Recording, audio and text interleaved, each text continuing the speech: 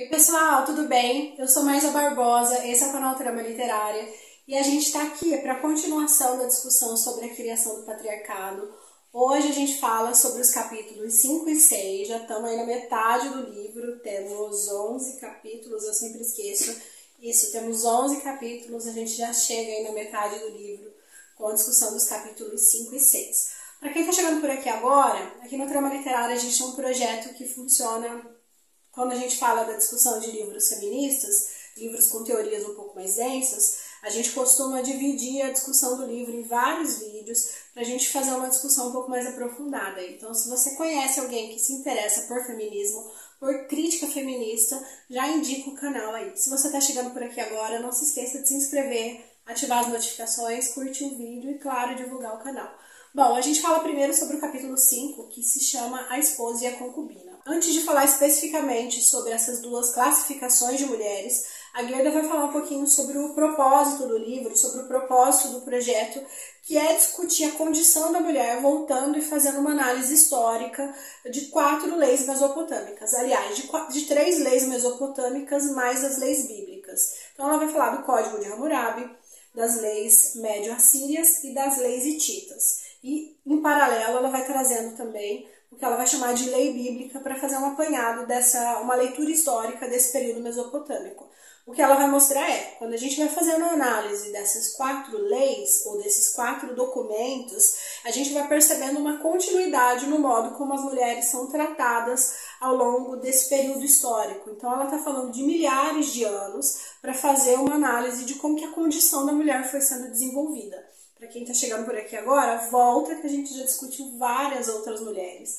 E hoje a gente fala da esposa e da concubina e da condição da esposa e da concubina. Tem algumas coisas que, por mais que pareçam óbvias, é importante a gente retomar, porque a gente está voltando para a história e fazendo uma análise de muitos anos atrás, de milhares de anos atrás, para a gente perceber como as mulheres eram tratadas. Então, uma das primeiras condições, uma das primeiras questões que a Gerda vai perceber fazendo comparativo de todas essas leis, é que as leis mostram uma série de restrições às mulheres, especialmente no que tange a sexualidade em relação ao sexo, do que com os homens. Então é como se existissem várias leis para como as mulheres devem manter relações sexuais e poucas leis para como os homens devem manter relações sexuais. Então essa é uma primeira questão importante que a Gerda vai perceber. Outro aspecto que a Gerda também vai chamar atenção é o fato de que essas leis elas eram desenvolvidas por pessoas de classe alta e isso vai ter um impacto muito importante na sociedade porque eram pessoas de classe alta, legislando a vida de todo mundo, e era natural que nem sempre essas leis chegassem em determinadas camadas. Então eram leis feitas por pessoas de classe alta para legislar a vida de todo mundo, só que para muita gente essas leis acabavam não chegando, não tendo um efeito tão concreto assim, porque havia um abismo assim entre esses dois sujeitos. A lei de Hammurabi talvez seja a lei ou o grupo de leis mais severos que existe. Inclusive tem uma lei que dizia aqui que se um cirurgião ele não obtivesse sucesso na cirurgia, a mão dele deveria ser decepada. Então a gente está falando de leis que eram impossíveis de serem cumpridas e essa legislação, esse grupo de leis, ele legislava inclusive sobre o comportamento sexual das mulheres, olha só. Outro aspecto, voltando ao que eu disse lá atrás, outro aspecto relacionado a essa questão de a lei mesopotâmica ser feita por pessoas de classe alta, isso ia implicar na punição também. Então uma pessoa de classe baixa que causasse algum prejuízo para uma outra pessoa de classe baixa, ela ia ter uma punição. Se essa pessoa de classe baixa causasse um prejuízo para um aristocrata, seu prejuízo ia ser muito maior. Então as pessoas na legislação ali não tinham o mesmo valor e isso estava dito. Não é uma coisa meio que implícita, como funciona hoje. Naquele momento isso era explícito. Se você causasse um determinado tipo de prejuízo para alguém, para um aristocrata, isso ia influenciar em como você ia ser punido também. Pensando ainda nessa questão de classes, uma coisa muito difícil naquele momento eram as mulheres ascender socialmente ou se libertarem. Mesmo que a gente não estiver falando de uma ascensão social, quando a gente pensa numa libertação da mulher, especialmente da mulher escravizada, a gente vai perceber que isso é muito difícil e é muito mais difícil do que para os homens. Vamos pensar, ela traz o exemplo ali do Código de Aliança Hebraico, que está lá em Êxodo, está lá na Bíblia, e ela vai mostrar o seguinte: Um homem, ele podia ser liberto depois de 7 anos. Então, um homem que fosse preso por dívida, ele podia ser liberto depois de 7 anos para cumprir essa dívida, depois que ele tivesse cumprido esse tempo.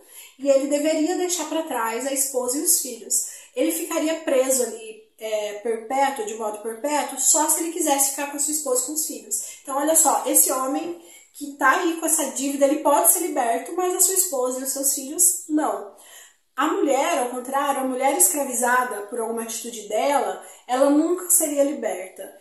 O máximo para o qual essa mulher pudesse ascender era o concubinato. Então ela poderia se tornar amante, poderia se tornar concubina desse homem que a aprisionou, e aí sim ela ia ter uma espécie de ascensão. Mas ela nunca ia poder sonhar em dali da situação de escravidão para uma situação de liberdade, e para os homens, às vezes, isso era possível. Em alguns casos, inclusive, essa mulher poderia se casar com esse homem, e aí ela ia chegar no céu, ela ia chegar no limite, no que ela mais pudesse sonhar, vamos dizer assim. Caso essa questão do concubinato ou do casamento não fosse possível, caso esse senhor não quisesse essa mulher nem como concubina, nem como esposa, essa mulher ia decair, e aí ela ia virar prostituta. Então, toda forma de libertação dessa mulher, ou na verdade, a possibilidade de ascensão dessa mulher era por meio do concubinato ou do casamento, ou caso esse sujeito não a quisesse mais e não a quisesse mais como escrava, ela ia decair, mas ia decair para um lugar específico, que era o da prostituição. Pensando nesses conjuntos de leis que a Gerda vai tratar, em todos eles, uma coisa que vai se perceber muito é a ideia do casamento e de como o casamento ele era importante não só para as mulheres, para as moças, mas ele era também importante para as famílias dessas moças. Porque quando uma mulher se casava, era uma maneira dessa família também ascender, dessa família também obter alguma coisa em troca, obter alguma coisa financeira em troca.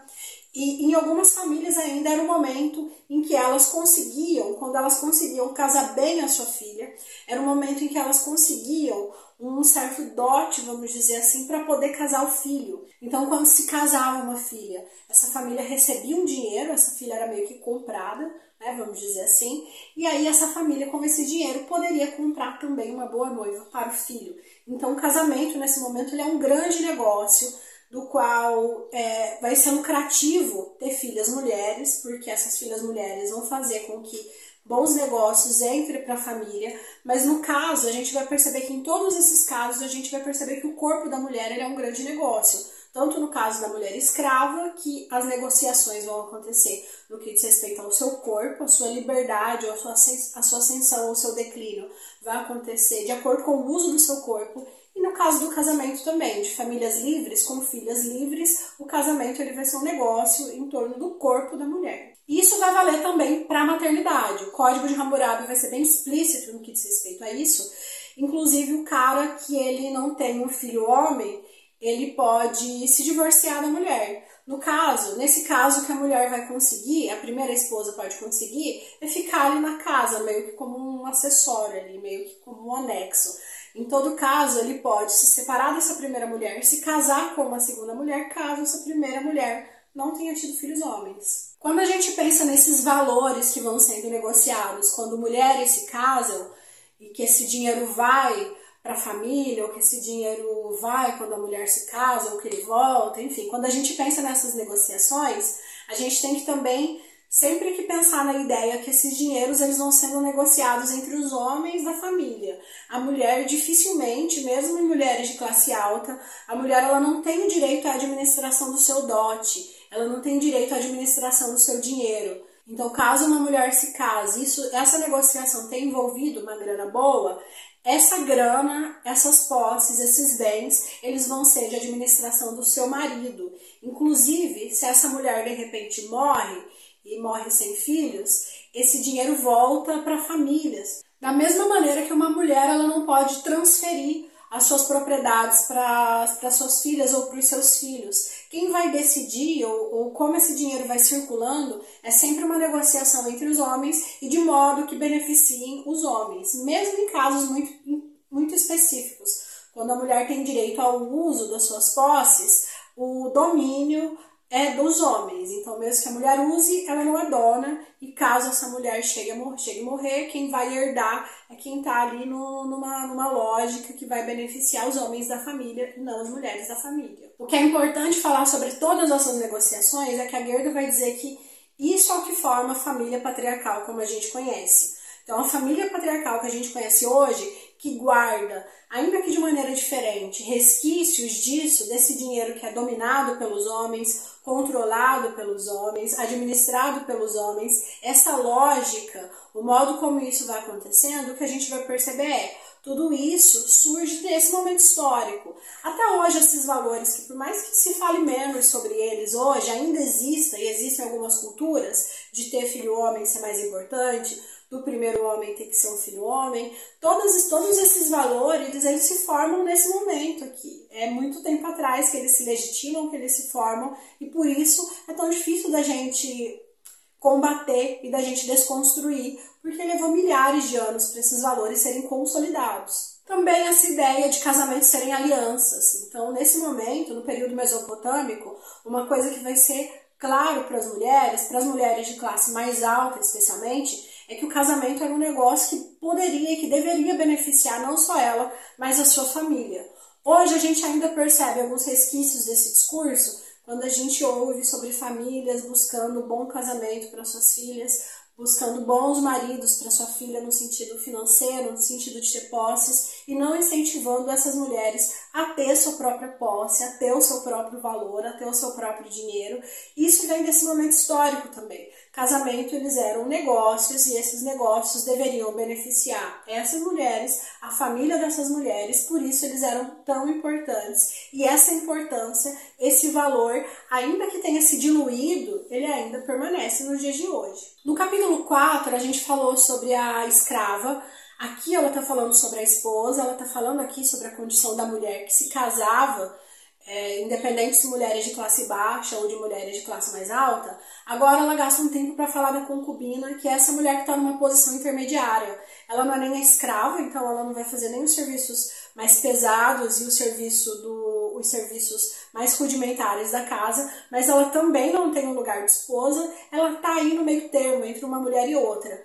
E o que se vai perceber é, essa mulher ela tem uma série de obrigações, a concubina ela vai ter uma série de obrigações que ela precisa cumprir em relação ao seu senhor, em relação ao homem a qual ela serve, mas ela também tem que cumprir uma série de obrigações em relação à esposa. Então ela também deve satisfações à esposa desse senhor. Então os serviços que essa mulher manda ela fazer, ela precisa desempenhar, porque ela precisa saber, vamos dizer assim, que ela não está nesse lugar de privilégio que a esposa ocupa, ainda que ela também não seja mulher escrava. Isso tudo não era só dito, ou não era só acordo verbal, assim. Isso tudo, a gente está falando de análise de documentos. Isso estava escrito nessas leis mesopotâmicas. Qual que era o papel da concubina, qual que era o papel da esposa, qual que era o papel da escrava, como que a esposa deveria tratar a concubina, como que a concubina deveria tratar a esposa. Então, tudo isso era, muitas vezes, assentado nos contratos de casamento. Obviamente que a gente também precisa dizer que a virgindade ela era condição absoluta para esses casamentos acontecerem. A virgindade de todo mundo? De jeito nenhum. A virgindade das mulheres. A virgindade ele era esse bem a ser preservado e ele era uma coisa que era o principal aí que essas mulheres que queriam se casar precisam tomar o cuidado, precisavam se preservar. E quando eu digo que elas precisavam se reservar, é porque muitas vezes isso era visto como responsabilidade delas mesmo. Então o estuprador ele não sofria uma condenação tão grave assim, a não ser óbvio que ele estuprasse uma mulher da aristocracia, mas de modo geral, quando essa mulher fosse estuprada, essa mulher estaria condenada muito mais do que o homem que a estuprou. E caso ela quisesse um casamento adequado, um bom casamento, a virgindade é um valor que ela deveria preservar com todas as suas forças, com toda a sua energia, porque isso era condição para o marido devolvê-la. Assim como o adultério, uma mulher ela devia fidelidade ao seu marido e caso ela cometesse adultério, ela sofreria as condenações por isso, inclusive tendo que devolver dote. Assim, lembra aquela história de que o dinheiro era negociado sempre entre os homens, caso uma mulher fosse adúltera e devolvida para a família, o dinheiro voltava, né? Porque essa condenação, ela precisava estar explícita de alguma maneira. Da mesma maneira, quando a gente pensa nessa questão do estupro, isso era evidente que as mulheres eram meio que responsáveis por isso, e quando esse estupro acontecia, quem ia ser prejudicado não era a mulher, era ou o pai dessa mulher ou o marido dessa mulher. Então, caso esse estuprador fosse condenado de alguma maneira, a sua condenação ela envolvia um prejuízo que ele causou para o marido ou para o pai, nunca para essa mulher. Não era a mulher que tinha sido prejudicada, ou não era a mulher que tinha sido lesada. Quem foi lesado é o marido da mulher estuprada. Quem foi lesado é o pai da mulher estuprada, não a mulher estuprada. Vão ter várias dessas leis, vão ter várias leis nesse sentido que ela vai compilando e trazendo aqui pra gente. Eu vou pular a maioria delas, porque são todas nessa ordem de coordenar e de regular o sexo das mulheres. Mas tem uma que eu quero trazer aqui, porque essa talvez seja das mais violentas que eu vi, que está lá nas leis médio-assírias, e essa lei diz o seguinte: se um sujeito causar aborto de uma mulher casada, então se a mulher está aqui casada e vem um outro sujeito e causa o aborto dessa mulher por alguma razão, a punição é esse sujeito aqui, o mesmo crime que ele cometeu com essa mulher, vão cometer não com ele, mas com a mulher dele. Então, se ele tiver uma mulher grávida, essa mulher dele também vai sofrer aborto. Então, o que a gente percebe é que o homem até nisso ele é protegido, assim, nessa lei especificamente ele é protegido. Ele comete o crime, mas quem vai sofrer a punição não é ele, é a esposa dele, ou os filhos dele, ou as filhas dele de alguma maneira, porque precisa se assentar que o que ele fez é errado, mas condenando não ele, condenando essas mulheres. A gente vai perceber quão pouco valor as mulheres vão ter nessa época. Acho que esse capítulo é o que deixa isso mais evidente, assim, com pouco valor as mulheres têm diante dessa lei, no sentido de que o corpo dessas mulheres, o corpo da mulher, ele vai ser a base para a sua ascensão, para o seu declínio, mas ele também vai ser a base para a punição dos homens que estão ao seu redor. O que a Gerda finaliza dizendo nesse capítulo é que a família patriarcal ela se forma nesse momento, nesse período mesopotâmico, mas não só a família patriarcal. A ideia de que a família patriarcal é uma unidade, é uma célula, que é um organismo saudável, né? Que é um organismo saudável, da célula como um organismo saudável. Então a gente vai perceber que essa ideia também se forma nesse momento, mas como a Gerda vai dizer, vai se assentar nos 3 próximos milênios. Então até hoje a gente tem essa ideia de que a família patriarcal é esse órgão, essa célula saudável que precisa ser mantida, que precisa ser preservada, que está aí no discurso dos conservadores, e que a gente percebe que desde esse momento coloca a mulher numa condição absoluta de objeto. Né? A gente tem a impressão que a família patriarcal protege, cuida e beneficia as mulheres, mas na verdade a família patriarcal coloca as mulheres como objeto. O dinheiro é controlado pelos homens, a decisão são tomada pelos homens e a parte mais difícil do cuidado da gestão de uma família patriarcal é sempre das mulheres, independente de qual seja a classe que essa mulher ocupe. Vamos agora para o capítulo 6, que é um capítulo mais curtinho, um capítulo chamado O Velamento da Mulher, e que vai falar da condição da mulher prostituta, vai falar aqui da prostituição.